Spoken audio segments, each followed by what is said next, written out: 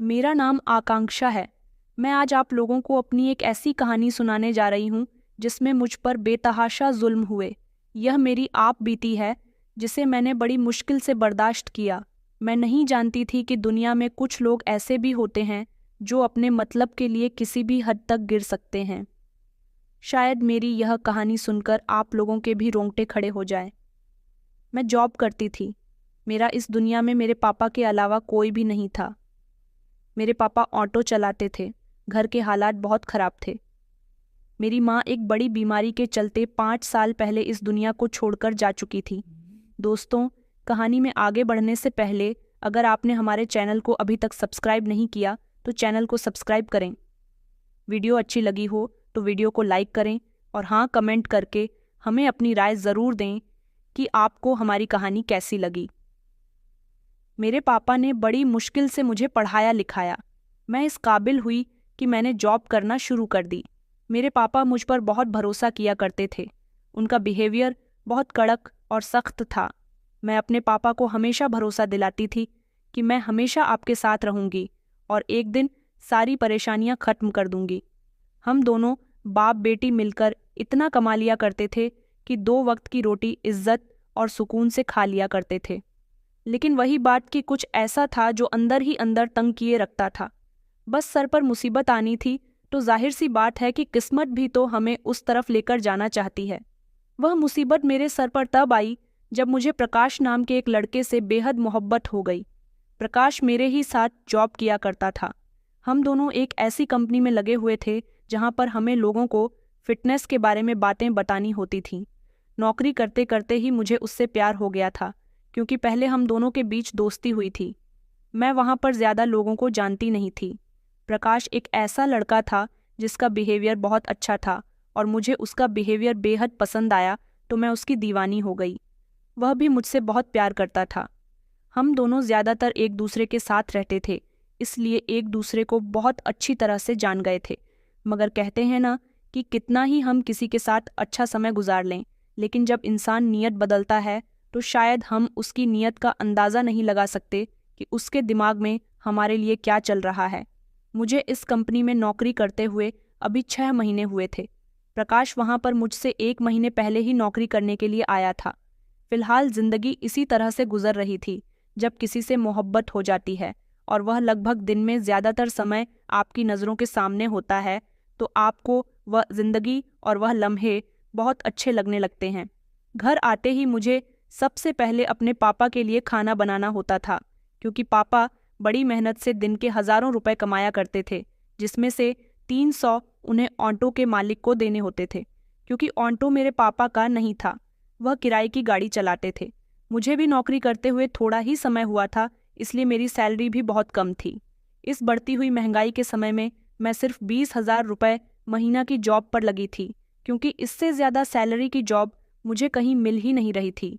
प्रकाश और मैं एक दूसरे से फ़ोन पर खूब बातें भी किया करते थे और सारा दिन भी ज़्यादातर हम दोनों को एक साथ ही गुजरता था, इसलिए हम दोनों को एक साथ रहने की और बातें करने की आदत हो गई थी। प्रकाश मुझसे शादी की बातें किया करता था। मैं भी यही चाहती थी कि मेरी शादी प्रकाश के साथ हो, लेकिन एक दिन पापा ने मुझे एक ऐसी बात बताई जिसे सुनकर मेरे होश उड़ गए थे। पापा कहने लगे कि तेरा कोई अच्छा रिश्ता मिल जाएगा तो मैं तेरी शादी कर दूंगा। आखिर तू कब तक नौकरी करती रहेगी? मैं तो अकेला हूँ और सारी जिंदगी मुझे अकेले ही गुजारनी है। मगर मैं तेरी शादी किसी सरकारी ऑफिसर से ही करूँगा।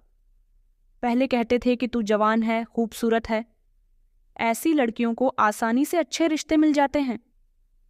पापा की बात सुनकर मैं चौंक गई थी। मैंने कहा, पापा, ये आप क्या कह रहे हो? ज़रूरी नहीं है कि जिस लड़की की शक्ल अच्छी हो उसे गवर्नमेंट जॉब करने वाला लड़का ही मिलता है। पापा ने मेरी बात को बीच में रोकते हुए कहा कि लड़का नहीं, गवर्नमेंट जॉब करने वाला आदमी। अगर मुझे तेरे लिए अच्छी नौकरी करने वाला लड़का या आदमी भी मिल गया तो मैं तेरी शादी उससे खुशी खुशी करवा दूंगा। मेरी वजह से सारी जिंदगी तेरी माँ बहुत परेशान रही। आखिर मैंने तेरी माँ को दिया ही क्या है? बेचारी को बड़ी बीमारी लग गई थी। अगर मैं अमीर होता तो उसका इलाज करवाता और शायद वह बच सकती थी, मगर मेरी गरीबी की वजह से तेरी माँ इस दुनिया से वक्त से पहले ही चली गई। अच्छी जिंदगी नहीं दे सका। मेरी यही ख्वाहिश रहेगी कि या तो तेरी शादी किसी सरकारी ऑफिसर से हो या फिर किसी ऐसे बिजनेसमैन इंसान से हो जो बेहद अमीर हो, जिसकी करोड़ों की फैक्ट्रियां हो, दौलत शोहरत उसके कदम चूमती हो, क्योंकि मैं अपनी बेटी को सारी जिंदगी की खुशियां देना चाहता हूँ। मैंने कहा कि पापा, ज़रूरी तो नहीं कि अमीर इंसान के पास ही सबसे ज़्यादा खुशियां होती हैं। पापा कहने लगे कि हाँ बेटा, अमीर इंसान अपने रुपये पैसे की ताकत से सब कुछ खरीद सकता है, इस दुनिया जहान की एक एक खुशी भी खरीद सकता है, मगर गरीब इंसान कुछ नहीं कर सकता। गरीब इंसान सिर्फ दूसरों को खुश होता हुआ देखकर दूर से ही खुश हो सकता है और वह अपना दिल मार सकता है। उसे तो इतनी भी इजाज़त नहीं होती कि वह अपनी खुशी को पूरा करने के लिए अमीरों के करीब भी चला जाए। अमीर लोग सिर्फ अमीर लोगों से ही संबंध रखते हैं। इस दुनिया में गरीबों का कोई भी नहीं है। यही वजह है कि मैं चाहता हूँ कि मेरी बेटी की शादी अमीर परिवार में हो, ताकि तुझे इस घर में जो खुशियाँ पहले ना मिल सकीं, आगे भी तू उन खुशियों के लिए ना तरसे। तेरी शादी अच्छे घर में हो जाएगी तो तुझे किसी चीज़ के लिए तरसना नहीं पड़ेगा। मैं चाहता हूँ कि मेरी बेटी को हर खुशी मिले जिनकी तू हकदार है। मैंने कहा, पापा, ज़रूरी तो नहीं कि इंसान को सारी ज़िंदगी की खुशियाँ ना मिले तो वह अधूरा रह जाता है।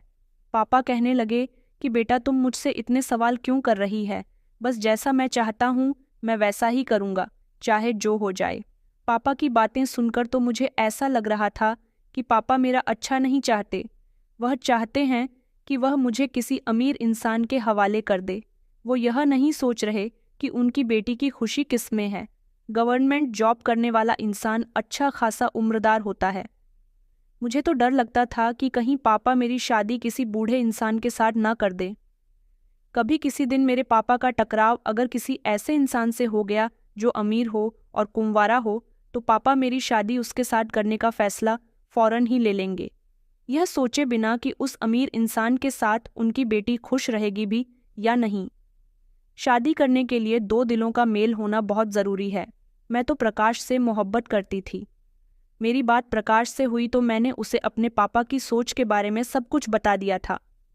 मेरी बात सुनकर पहले तो प्रकाश को बहुत गुस्सा आया था, लेकिन बाद में वह कहने लगा कि मुझे अब तुम्हारे पापा से डर लगने लगा है।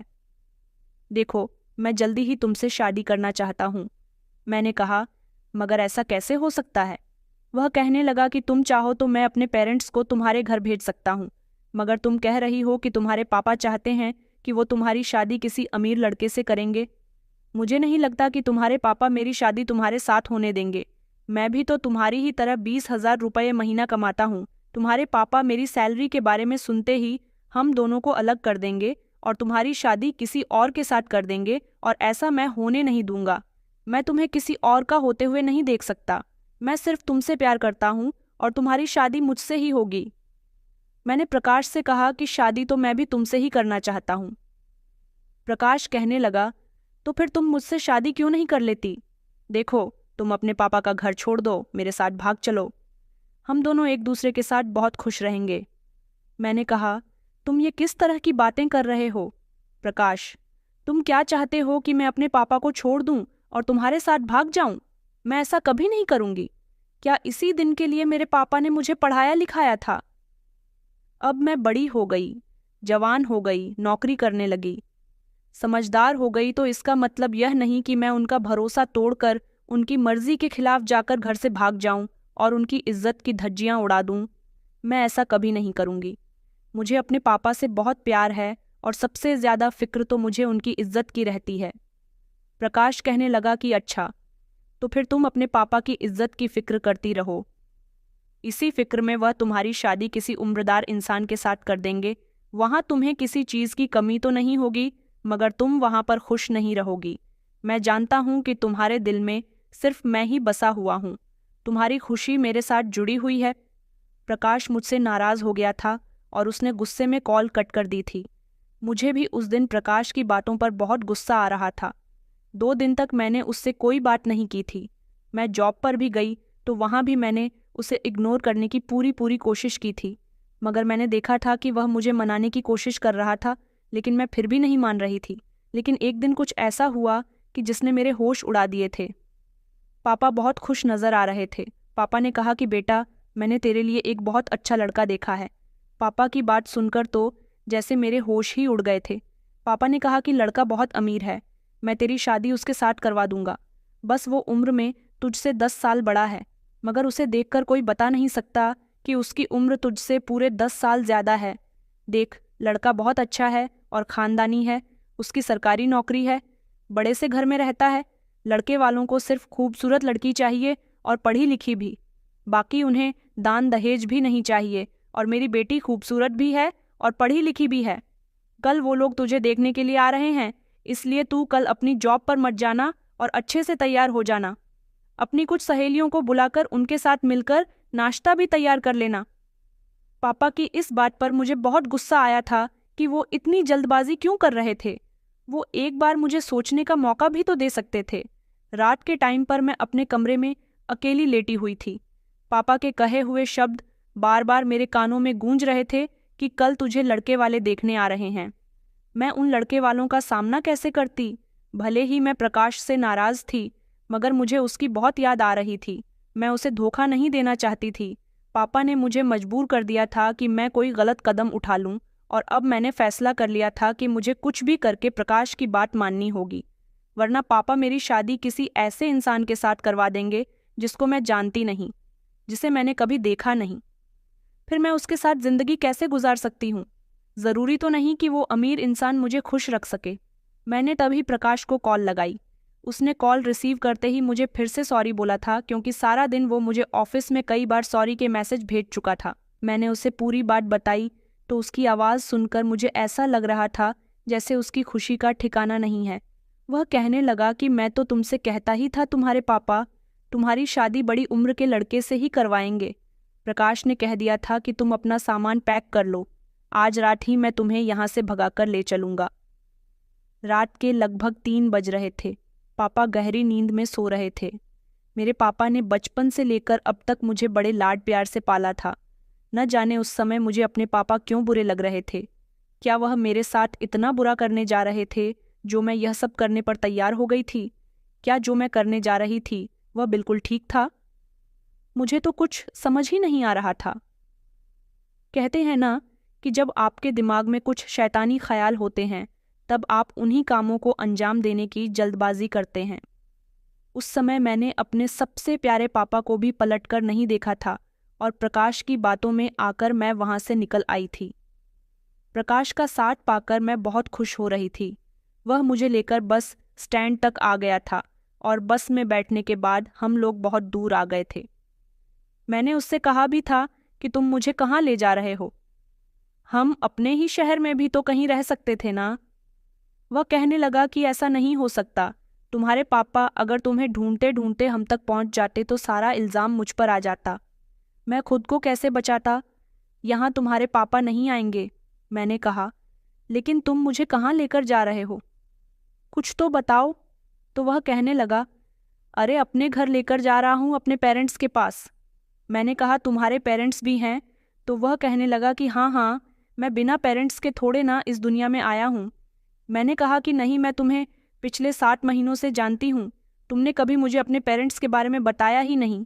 इस हिसाब से मुझे यही लगा कि शायद तुम्हारे माता पिता इस दुनिया में ना हो। तो वह कहने लगा कि अरे कैसी बातें कर रही हो, मेरी माँ जिंदा है, मेरी एक बहन है और एक छोटा भाई भी है। तुम्हें देख करके वह लोग बहुत खुश हो जाएंगे। इतनी बड़ी खुशी की बात सुनकर तो मैं इतनी कंफ्यूज हो गई थी कि मैंने उसके बाद कोई सवाल प्रकाश से किया ही नहीं। प्रकाश मुझे इस अनजान जगह पर लेकर आ गया था जहाँ शायद मैं किसी को नहीं जानती थी। हर कोई मेरे लिए नया था। एक बड़ा सा घर था। प्रकाश ने घर का दरवाज़ा बजाया तो एक जवान लड़की ने दरवाज़ा खोला था। मैं समझ गई थी कि यह लड़की प्रकाश की बहन है। प्रकाश ने उस लड़की को बताया कि यह तुम्हारी भाभी है, हम दोनों शादी कर चुके हैं। उसकी बहन के चेहरे पर एक अजीब सी मुस्कुराहट आ गई थी। उसने हम लोगों को घर के अंदर आने का रास्ता दिया था और फौरन ही घर का दरवाज़ा भी अंदर से बंद कर दिया था और वह चीख चीख कर अपनी माँ को आवाज़ लगा रही थी कि माँ जल्दी आ जाओ, भाई भाभी को लेकर आया है। सब लोग मेरे सामने इकट्ठा हो गए थे। घर में मेरा बहुत अच्छे से वेलकम किया गया था, मगर एक अजीब बात यह थी कि प्रकाश का घर भी अच्छा था। उसके घरवाले भी अच्छे थे, तो फिर वह दूसरे शहर में जाकर 20,000 रुपए की नौकरी क्यों कर रहा था? वह चाहता तो अपने शहर में भी कोई नौकरी कर सकता था या फिर किसी और तरीके से किसी काम को अंजाम दे सकता था। उसे इतनी दूर जाकर पैसा कमाने की क्या ज़रूरत थी? फिलहाल इस सवाल को मैंने उस समय इग्नोर किया था, क्योंकि मेरी खुशी के तो ठिकाने नहीं थे। मुझे नहीं पता था कि प्रकाश से शादी करने के बाद इतनी ढेर सारी खुशियां मेरा इंतज़ार कर रही होंगी, मगर यह खुशियां असली नहीं थीं। यह खुशियां सिर्फ दिखावे की खुशियां थीं। प्रकाश का बिहेवियर भी मेरे साथ बहुत अच्छा था। प्रकाश की माँ बड़ी अजीब सी औरत थी। उन्हें देखकर ऐसा लगता ही नहीं था कि वह प्रकाश की माँ है। बहुत अजीब सी, मोटी सी ऐसी औरत जो देखने में थोड़ी खतरनाक भी थी। मैंने प्रकाश से उसके पापा के बारे में पूछा तो उसने बताया कि मेरे पापा इस दुनिया से जा चुके हैं। उसकी फैमिली बहुत अच्छी थी। ये लोग मुझसे बहुत प्यार करते थे। शादी के बाद लगभग 1 हफ्ता मेरा प्रकाश के साथ बहुत अच्छा गुजरा था, मगर इस 1 हफ्ते में मैंने इस घर में बहुत कुछ अजीब सा देखा था। एक बात तो यह थी कि यहाँ आने के बाद प्रकाश में भी बहुत सारे बदलाव आ गए थे। वह कोई काम धंधा नहीं करता था। मैंने कई बार उससे कहा भी था कि तुम्हें नौकरी ढूंढनी चाहिए, मगर वह मेरी बात पर कह देता कि तुम इस बात की फिक्र मत करो, मैं जल्द ही नौकरी ढूंढ लूंगा। जबकि उसका छोटा भाई सारा दिन घर में इधर से उधर घूमता रहता था। न जाने वह किस तरह का इंसान था, उसकी घिनौनी नज़र मुझ पर रहती थी। मैंने सोचा भी था कि मैं इसकी शिकायत प्रकाश से करूं, मगर अभी मैं यहाँ पर नई नई थी, इसलिए ज़्यादा किसी से कुछ कह नहीं सकती थी। मैं यह सब कुछ बर्दाश्त कर रही थी। उधर मेरी सास और ननद भी मुझसे कोई बात नहीं करती थी। यह लोग सिर्फ अपने काम से काम रखती थीं और हर रात प्रकाश मुझे कमरे के अंदर बंद करके कहीं चला जाता था, क्योंकि कई बार ऐसा हुआ था कि जब रात में मेरी आंख खुली थी तो मुझे प्रकाश कहीं नज़र नहीं आया था, और जब मैं दरवाजे तक पहुंचती तो दरवाज़ा बंद होता था। न जाने रात के किस समय प्रकाश कमरे के अंदर आता। मैंने कई बार उससे पूछा भी था कि रात बीच में तुम कहाँ चले जाते हो, मगर उसने मुझे इस बारे में कुछ भी नहीं बताया। मुझे रात के समय ऐसा लगता था कि जैसे बाहर बहुत चहल पहल हो रही है। इस घर में सारा दिन तो कोई नहीं आता था, शांति पड़ी रहती थी, तो फिर रात बीच में ऐसा क्या होता था कि मुझे चहल पहल महसूस होती थी। एक बार मैंने प्रकाश को उसकी माँ से बहुत बहस करते हुए देखा था। अक्सर मैं यह देखती थी कि जब भी वह अपनी माँ के कमरे में होता था और मैं वहाँ चली जाती थी, तो वह दोनों ना जाने किस बारे में बात कर रहे होते थे कि मेरे जाते ही खामोश हो जाते थे और बात का टॉपिक बदल दिया करते थे। मेरी ननद मेघा, सुबह के समय वह भी घर में नहीं होती थी। सुना था कि वह कहीं पर जॉब करती है। मुझे इस बात पर बड़ी हैरानी हुई थी कि जवान बहन जॉब करने जाती है और दोनों भाई कोई काम नहीं करते। मुझे तो लगता था कि मेघा की कमाई से ही यह घर चल रहा है, तभी तो मेरे देवर और पति को काम करने की कोई ज़रूरत ही नहीं पड़ती। यह तो मेरी ननद के साथ बहुत गलत हो रहा था। एक बार मैंने देखा था कि मेरा पति अपनी माँ से किसी बात पर बहुत बहस कर रहा था। इतनी बहस कर रहा था कि मेरी सास का मूड खराब हो गया था। मैंने अपने पति से इस बारे में पूछा भी था, मगर उसने मुझे कुछ नहीं बताया और कहने लगा कि तुम सिर्फ अपने काम से काम रखा करो, और तुमसे मैंने कई बार मना किया है कि कमरे से बाहर मत निकला करो। यहाँ पर मुझे ऊपर वाले पोर्शन में भी जाने की परमिशन नहीं थी और ना ही छत पर। इस घर में इनका कोई रिश्तेदार या पड़ोसी भी नहीं आता था। अगर मैं अपनी मर्जी से कमरे से बाहर निकलती भी तो प्रकाश मुझे ज़बरदस्ती कमरे के अंदर भेज दिया करते थे। एक बार प्रकाश ने मुझसे कहा कि उसे 2 दिन के लिए किसी काम के सिलसिले में बाहर जाना है। मैं अपना ख्याल रखूं और ज़्यादा से ज़्यादा अपने आप को कमरे की हद तक ही रखूं। मैंने प्रकाश से कहा भी था कि तुम्हारा घर है, इस घर में मुझे तुम्हारे कमरे के अलावा कहीं भी जाने की परमिशन नहीं है। यहाँ पर मेरे साथ ऐसा क्यों हो रहा है? मेरी इस बात पर प्रकाश खामोश हो गया और कहने लगा कि प्लीज़ आकांक्षा, जैसा मैं कहता हूँ वैसा ही करो। ना जाने इसके पीछे ऐसा कौन सा रीज़न था। एक दिन मेरा छत पर जाने का मन कर रहा था। मैं छत पर जाने लगी तो मुझे फ़ौरन ही मेरी सास ने रोक लिया और कहने लगी कि हमारे यहाँ की बहुएं छत पर नहीं जाती। भला यह भी बड़ी अजीब बात थी कि छत पर जाने में क्या प्रॉब्लम थी। इस घर में मैंने अभी तक किसी को आते जाते नहीं देखा था और ना ही इन लोगों में से कोई घर से बाहर निकलता था, मगर मैंने अपनी सास को हर रात ऊपर वाले पोर्शन में जाते हुए देखा था। ना जाने वहाँ पर ऐसा क्या था। मैं ये बात जानना चाहती थी कि ऊपर वाले पोर्शन में कौन रहता है, क्योंकि घर के बाकी सारे मेंबर तो नीचे ही रहते थे। प्रकाश यहाँ से 2 दिन के लिए जा चुका था। उसने मुझे नहीं बताया था कि उसे ऐसा कौन सा इम्पोर्टेंट काम है। मुझे ऐसा लगता था जैसे मुझ पर रोक टोक सिर्फ प्रकाश ही करता है। मेरी सास और ननद मेरे कमरे से बाहर निकलने पर कोई ऐतराज़ नहीं करती। मैंने सोचा कि प्रकाश के पीछे मैं कमरे से बाहर निकल सकती हूँ, उसे थोड़ी ना इस बारे में पता चल रहा है। आखिरकार यह सब घर के ही तो लोग थे। प्रकाश मुझे अपने घर वालों से बचकर रहने के लिए क्यों बोलता था? न जाने वह ऐसा क्यों कहता था। यह बात तो मैं नहीं समझ पाई थी, मगर मुझे किसी गड़बड़ का एहसास हो रहा था। सब कुछ बिल्कुल ठीक चल रहा था। प्रकाश मुझे बार बार फ़ोन करता रहता था। यह हादसा मेरे साथ जिस रात हुआ, उसी रात मैंने अपनी सास को किसी से फ़ोन पर बातें करते हुए सुना था, जब मैं उनके कमरे में चाय लेकर गई।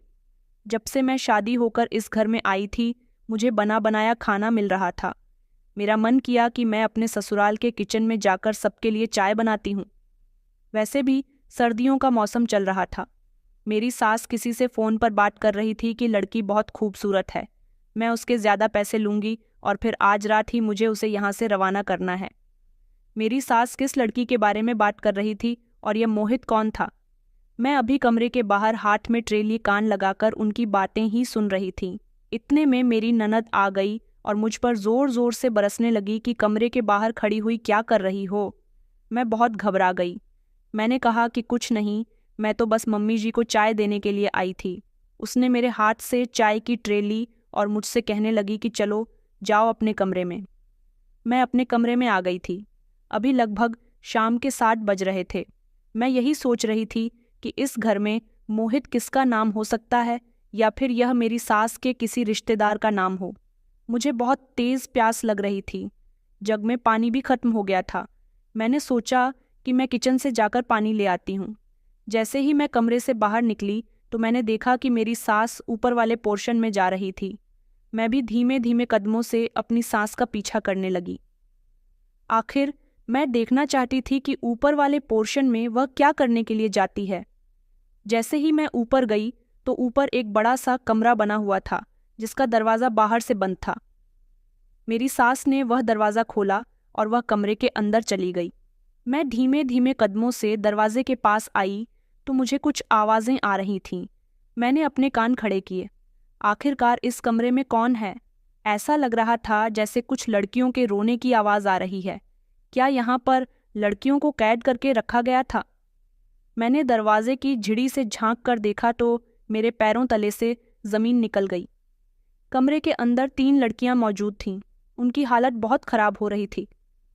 मेरी सास ने उनसे कहा कि तैयार रहना, रात को कस्टमर आएंगे। मैंने मेघा के हाथ तुम लोगों के लिए खाना भेजा था। तुमने अभी तक खाना नहीं खाया। अगर तुम लोग खाना नहीं खाओगी तो तुम्हारी हालत ख़राब हो जाएगी। और अब तुम लोगों को यहाँ पर 1 महीना गुजर गया। अब एक नई लड़की आई है। तुम में से किसी एक लड़की को अमेरिका जाने के लिए तैयार रहना है।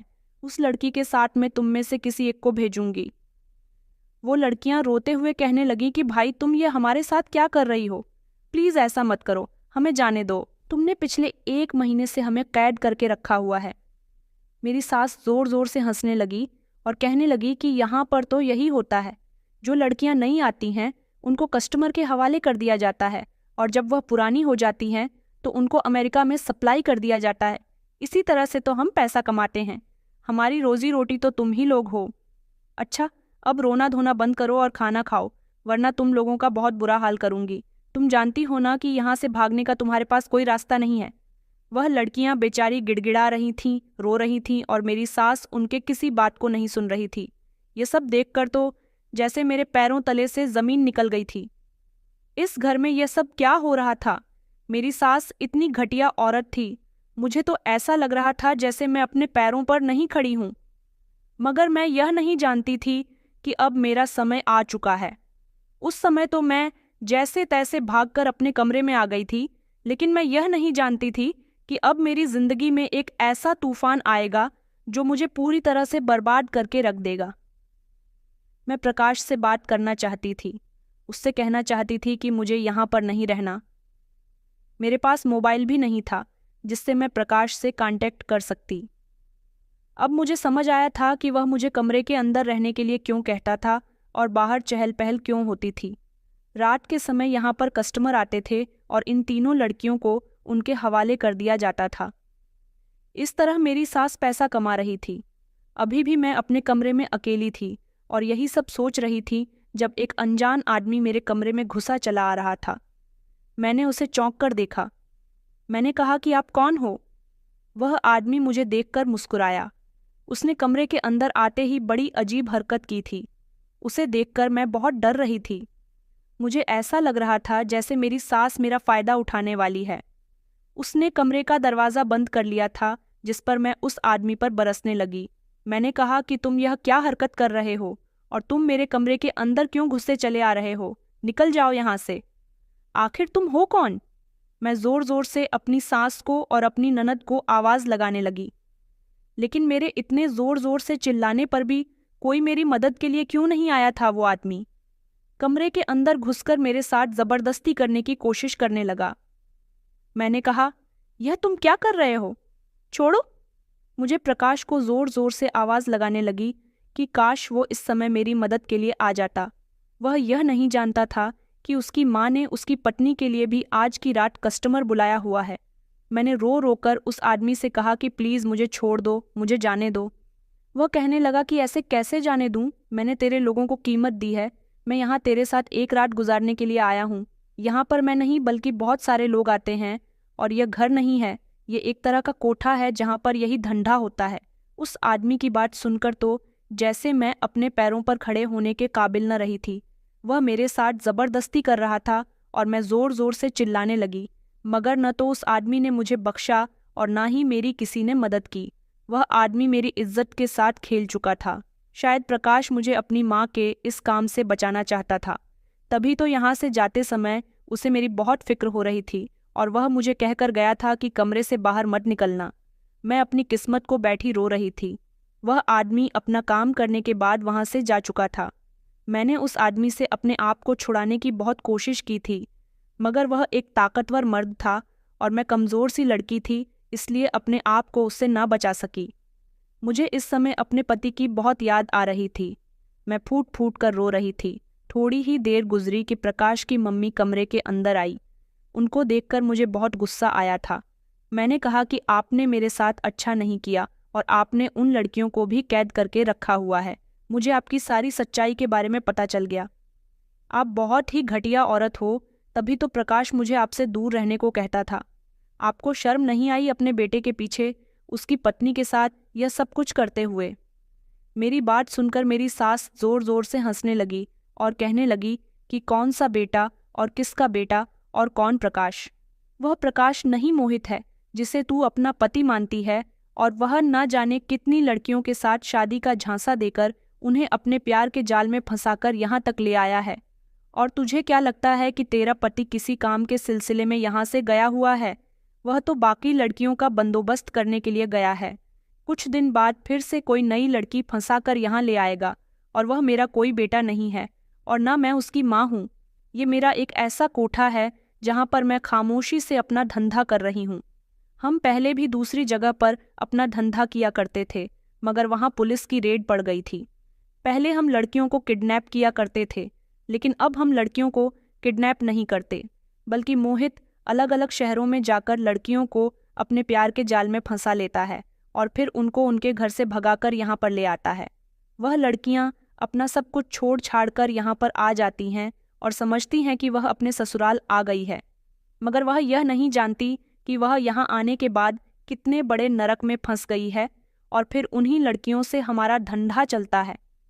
तेरा पति मेरा कोई बेटा नहीं है और ना ही उसने तुझसे शादी की है। ऐसी शादियां तो वह ना जाने कितनी लड़कियों से पहले कर चुका है और ना जाने कितनी लड़कियों को हम अमेरिका में सप्लाई कर चुके हैं।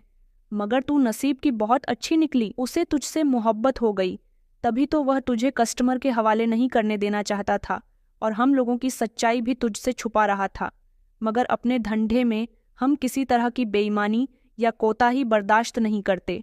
उसको मैंने बहाने से यहाँ से भेज दिया और अब उसके पीछे मैं तुझसे ढेर सारे पैसे कमाने वाली हूँ। इससे पहले वह यहाँ आकर तुझे बचा ले, मैं तुझे यहाँ से इतनी दूर रवाना कर दूंगी कि तू कभी उस जगह से वापस नहीं आ पाएगी। इतनी ही देर में उसकी बहन मेघा कमरे के अंदर दाखिल हुई और अपनी माँ से कहने लगी कि भाई इसे चुप करवाना, ये इतना शोर क्यों मचा रही है, इसको देखकर बाकी लड़कियां भी परेशान होने लगेंगी। इसकी आवाज़ अगर उनके कानों तक पहुंच गई तो वह भी रोना धोना डालने लगेंगी। उसकी बातें सुनकर तो जैसे मेरे पैरों तले से ज़मीन निकल गई थी कि आखिर यह किस लड़कियों की बात कर रही थी। क्या वह आदमी जो कह रहा था वह सब सच था? क्या यहाँ पर मेरे अलावा और भी लड़कियां मौजूद थीं? मैंने प्रकाश की माँ की तरफ देखा तो मेघा ने अपनी माँ से कहा कि अरे भाई, वैसे भी अभी से सारी हकीकत के बारे में पता चल ही गया। यह अब ज़्यादा शोर शराबा करेगी, इससे बेहतर यही है कि इसे भी उन लड़कियों के साथ बंद कर दिया जाए।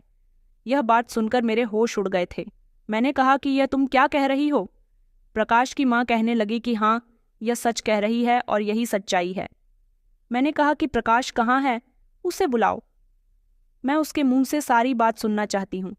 उसने कहा कि वह तो अभी घर में नहीं है, अगर वह यहाँ होता तो कभी भी तुझे कस्टमर के आगे जाने नहीं देता। न जाने उसे तुझसे कैसा लगाव हो गया। हमने तो तुझे यहाँ धंधा करने के लिए बुलाया है और वह है कि तुझे कस्टमर के आगे सौंपना नहीं चाहता। मगर मैंने आज उसके गैर मौजूदगी में यह काम कर ही दिया। हमारी नज़र में खूबसूरत लड़कियाँ इसी काम के लिए होती है और मोहित है कि तुझे कोई नुकसान ही नहीं पहुँचने दे सकता। उस औरत की बातें सुनकर तो जैसे मेरे होश ही उड़ गए थे। प्रकाश का नाम प्रकाश नहीं बल्कि मोहित है और यह लोग उसका परिवार नहीं बल्कि एक ऐसा गिरोह है जो लड़कियों का व्यापार करते हैं। मैंने ज़ोर ज़ोर से चिल्लाना शुरू कर दिया। मैंने कहा कि मैं तुम में से किसी को भी नहीं छोड़ूंगी। मेरे ज़ोर ज़ोर से चिल्लाने पर यह बात उस औरत से बर्दाश्त नहीं हुई और उसने मेरे गाल पर एक ज़ोरदार थप्पड़ मार दिया। कहने लगी कि बस 2 घंटे और उसके बाद तू यहाँ से गायब हो जाएगी। मैंने कहा कि प्लीज़ प्रकाश को बुलाओ, वह मुझे यहाँ से लेकर आया है, वहीं छोड़कर आएगा। मैं उसके साथ कभी नहीं रहना चाहती। मेरी यह बात सुनकर वह हंसने लगी और कहने लगी कि यहाँ पर आने का रास्ता है मगर यहाँ से जाने का कोई रास्ता बना ही नहीं है। मैं मन ही मन अपनी किस्मत को कोस रही थी। प्रकाश कितना घटिया इंसान था। उसने अपना नाम पहचान सब कुछ बदलकर मुझसे मुलाकात की थी। इसका मतलब यह था कि वह यहाँ मुझे ही नहीं बल्कि और भी लड़कियों को लेकर आ चुका है और वो सारी ही लड़कियों से मोहब्बत करती थी। मैंने उस इंसान की खातिर अपने पापा को छोड़ दिया। मुझे इस समय अपनी गलती का बहुत पछतावा हो रहा था कि मुझे अपने पापा की बात मान लेनी चाहिए थी। अगर मैं उनकी मर्जी के मुताबिक शादी कर लेती तो शायद आज मुझे यह दिन ना देखना पड़ता। प्रकाश के खातिर मैंने क्या कुछ नहीं किया। वह तो इतना घटिया इंसान निकला कि उसके बारे में सोचकर भी मुझे घिन महसूस हो रही थी। वो औरत मुझे कमरे के अंदर बंद करके चली गई थी। थोड़ी देर बाद जब वह कमरे के अंदर आई तो मैं फिर से डर गई।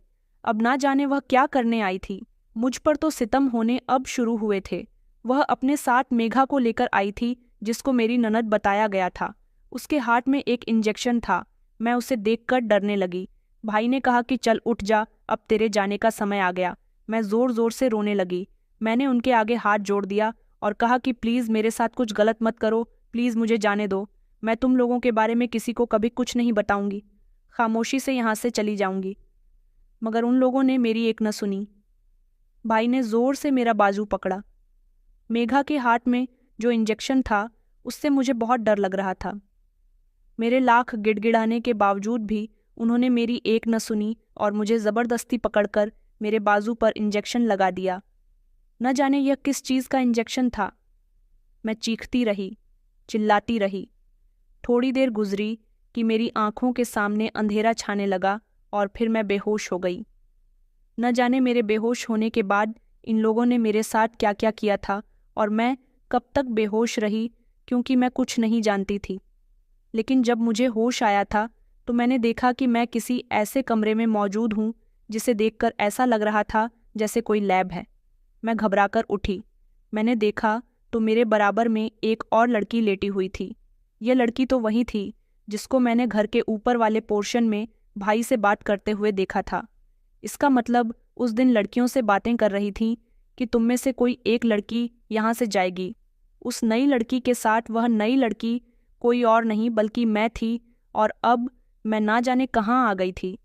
मैं बेड से उतरकर ज़मीन पर आई तो मेरा पूरा शरीर काँप रहा था।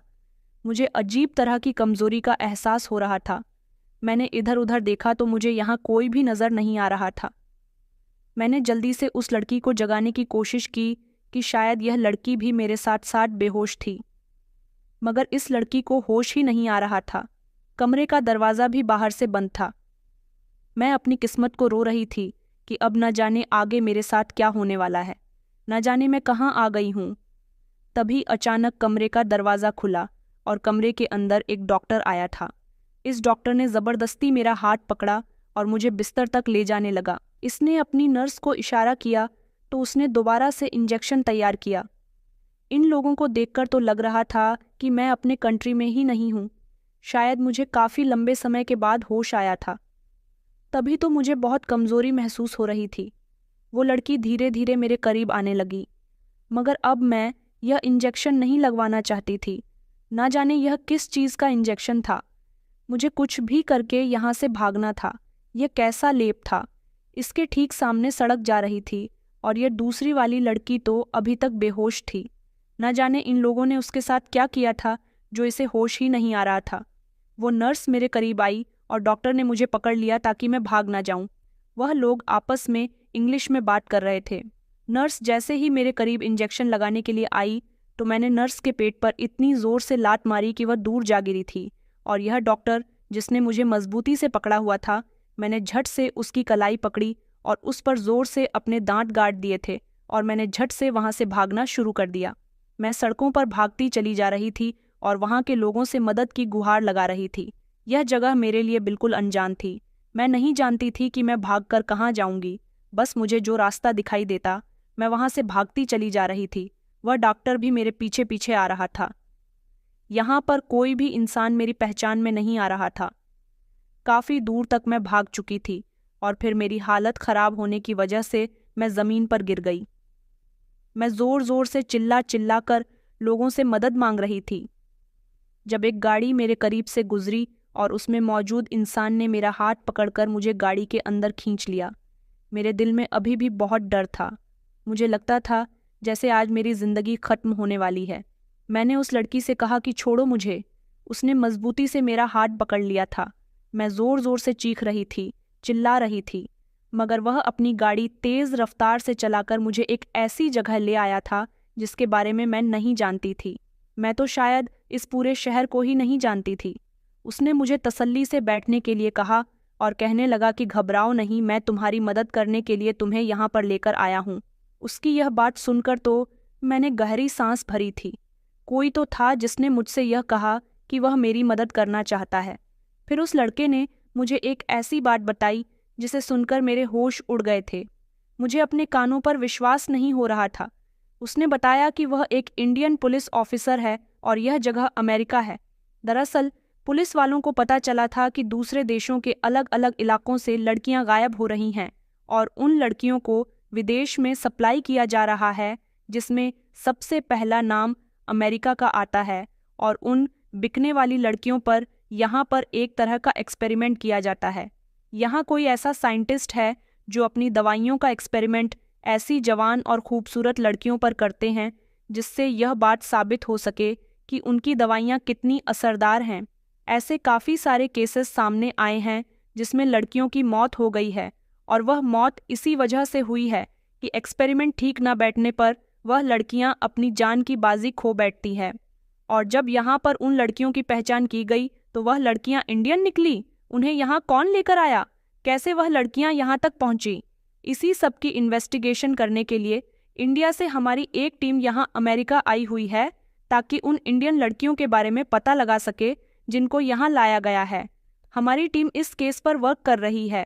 उधर इंडिया में भी उन लोगों का पता लगाया जा रहा है जो इस केस में शामिल है। यहाँ सबकी अलग ही पहचान है। जब मैंने तुम्हें सड़क पर चीखते हुए चिल्लाते हुए देखा और मदद के लिए पुकारते हुए देखा तो मैं तुम्हें देखते ही पहचान गया था कि तुम इंडियन हो, इसीलिए मैंने तुम्हें बचाया। अब तुम मुझे बताओ कि आखिर तुम क्यों सड़क पर भाग रही थी। सबसे पहले तो मुझे सुकून इस बात पर मिला था कि मेरा सामना एक पुलिस ऑफिसर से हो गया था और मैं अब सेफ हूँ। मैंने उस पुलिस ऑफिसर को अपनी आप बीती बता दी थी।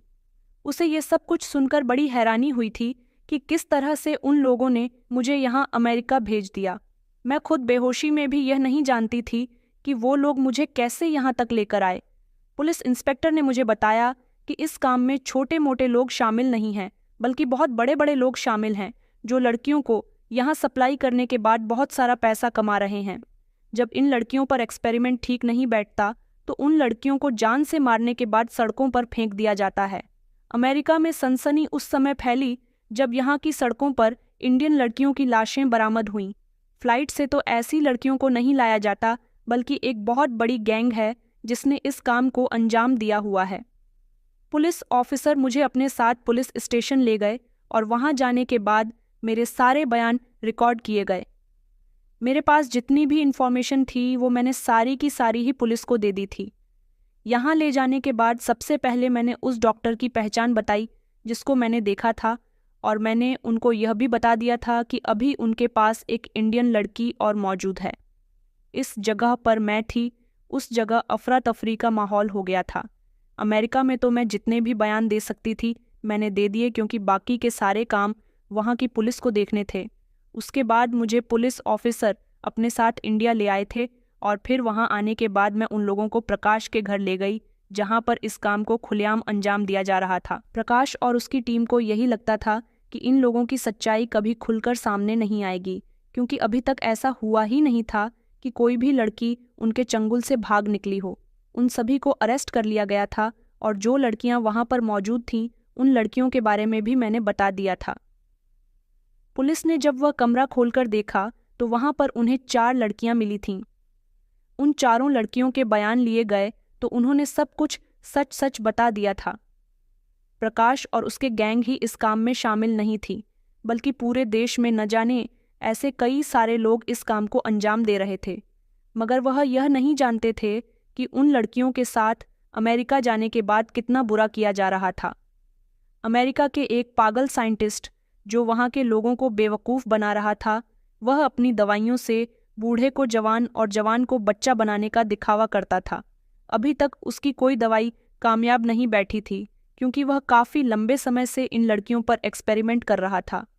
यह बेचारी लड़कियां ऐसे मर्दों की सताई हुई होती थी जिनके सामने इन्हें रात को छोड़ दिया जाता था, इसलिए इनके अंदर बहुत कमज़ोरी आ जाती थी और यह डॉक्टर की दवाइयों को बर्दाश्त नहीं कर पाती और इस दुनिया को छोड़कर चली जाती थी। ऐसी लड़कियां कई कोठों से अमेरिका ट्रांसफ़र हुई थीं।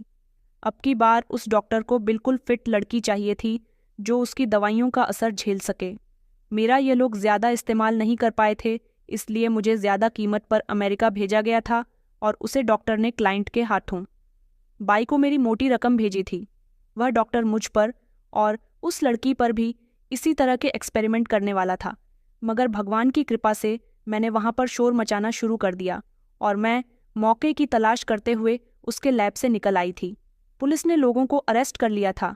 अमेरिका से खबर आई कि उधर उस डॉक्टर और उसकी टीम को भी पकड़ लिया गया है और अमेरिका की सरकार ने उसे कड़ी से कड़ी सज़ा देने का वादा किया, क्योंकि हमारे देश की लड़कियों के साथ वहाँ उस डॉक्टर ने बहुत गलत किया।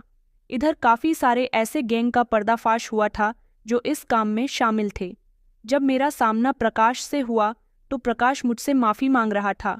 वह कहने लगा कि मैं तुमसे सच में मोहब्बत करने लगा था, तभी तो मैं तुम्हें सावधान करने की कोशिश करता था। भाई ने मुझे धोखे से दूसरी लड़की को फंसाने के लिए भेज दिया, मगर वहाँ से आने के बाद मुझे पता चला कि इन लोगों ने तुम्हारे साथ बहुत बुरा किया। वह मेरे आगे शर्मिंदा हो रहा था, मुझसे माफ़ी मांग रहा था, मगर मैंने उसे माफ़ नहीं किया, क्योंकि वह मेरे साथ ही ऐसा नहीं बल्कि बाकी और लड़कियों के साथ भी काफ़ी गलत कर चुका था। और कोई लड़की ऐसी होती थी जो उसके साथ भागकर शादी कर लेती थी, तो कोई लड़की ऐसी होती थी जिसके आगे पीछे कोई नहीं होता तो वह इस बात का फ़ायदा उठाकर उसे किडनैप कर लिया करता था। और इस तरह यह लोग कुछ समय उन लड़कियों को अपने आसपास रखते, उनसे खूब पैसा कमाते, और जब वह लड़कियां उनके काम की न रहती तो वह इन लड़कियों को अमेरिका सप्लाई कर देते थे। इन सब लोगों को भी बहुत कड़ी सज़ा हुई थी जिससे हम मोहब्बत करते हैं। वह हमें एक ऐसी मुसीबत में फंसा दे जिसमें से निकलना आपके लिए इम्पॉसिबल हो जाए। ऐसे इंसान को भला आप कैसे माफ़ कर सकते हैं? मेरी तो किस्मत अच्छी थी, तभी मेरी वजह से इतने सारे लोगों का पर्दाफाश हो चुका था। पुलिस इंस्पेक्टर ने मेरा बहुत साथ दिया था। उन्होंने मुझसे कहा था कि हम तुम्हें तुम्हारे घर छोड़ आते हैं, मगर मैं अपने घर नहीं जाना चाहती थी। मुझे अपने पापा से बहुत डर लग रहा था। पुलिस इंस्पेक्टर ने मुझे समझाया कि माता पिता कभी अपने बच्चों से नाराज़ नहीं होते, और अगर नाराज़ होते भी हैं तो वक्त रहते अपने बच्चों को गलती के लिए माफ़ भी कर देते हैं। तुमने भी काफ़ी कुछ बर्दाश्त किया, तुम्हारे पेरेंट्स तुम्हें माफ़ कर देंगे। मेरा तो सब कुछ मेरे पापा ही थे। मैं जब अपने पापा के पास गई तो पापा मुझे देखकर बहुत रोए थे। जैसा कि पुलिस इंस्पेक्टर ने मुझसे कहा था कि वह मुझे माफ़ कर देंगे, उन्होंने ऐसा ही किया था क्योंकि वह मेरे बिना बहुत बीमार रहने लगे थे। मैंने अपनी सारी गलतियों की माफ़ी उनसे मांग ली थी। वह मेरी हालत देखकर समझ गए थे कि मेरे साथ बहुत बुरा हुआ है। मेरी कंडीशन उस समय बहुत ख़राब हो रही थी। मेरे घर जाने से पापा को बहुत हिम्मत मिली थी। ऐसा लग रहा था जैसे वह दोबारा से स्वस्थ हो गए। मेरी यह कहानी आप लोगों को कैसी लगी ज़रूर बताइएगा।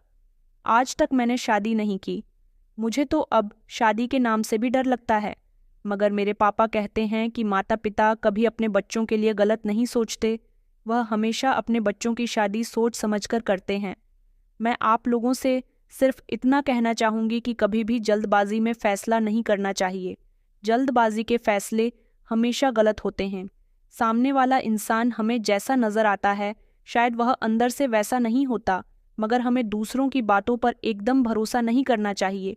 पहले उसके बारे में जान पहचान निकाल लेनी चाहिए। मैंने अपने पापा को गलत समझा और एक अनजान इंसान जिसको मैं सिर्फ 7 महीनों से जानती थी उस पर भरोसा किया। उसके साथ दूसरे शहर चली गई, उसके साथ शादी की, और फिर बाद में उसकी हकीकत मेरे सामने खुलकर आई तो मुझे बहुत तकलीफ़ हुई थी। फिर मुझे एहसास हुआ कि मेरे पापा मेरे लिए कुछ गलत नहीं सोच रहे थे। तो दोस्तों, कहानी पसंद आई है तो वीडियो को लाइक करें। चैनल पर नए हैं तो चैनल को सब्सक्राइब करें